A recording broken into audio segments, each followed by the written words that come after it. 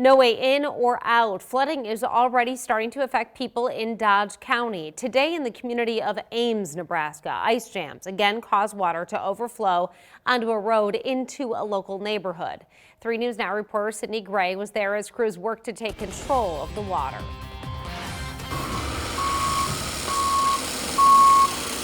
It's a scene all too familiar to Susan Larson. I got helicoptered out by a friend of mine last year because we had no heat, we had no water, we had no power, we had nothing. So she didn't waste any time getting out of her home when Dodge County officials issued a voluntary evacuation warning due to flooding. At 12:30, they're like, it's over the road, and then they said we're going to evacuate, and so I said, it's time, we need to leave. Dodge County Sheriff's Deputy Bree Frank says ice jams on the Platte River caused water to overflow onto the road near the Timberwood subdivision south of Highway 30. The water previous to today was flowing into Rod and Gun Club and then through to County Road 19 and then back into the river basically from there. So the ice jam is just diverting it a little bit differently. Frank says there are about 28 homes in the area. She says people living in about 5 of them chose to leave, but some sheltered in place. Last year is way too fresh on people's minds, unfortunately. So there is that heightened sense of, okay, let's make sure that we know where the water's going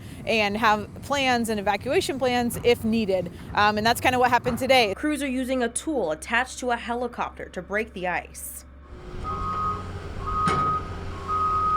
A local construction company is working to shore up the road. She also says the levees are still in good shape. The levees are still holding. There's been no levee breaches at this point. In the river, water is always rapidly changing, so it's just diverting differently at this point. Larson says she'll head to Columbus until the road clears. I appreciate the Sheriff's Department and the Fremont Volunteer Fire Department who got us on a big vehicle and we went through the rushing water. In Dodge County, Sydney Gray, 3 News Now.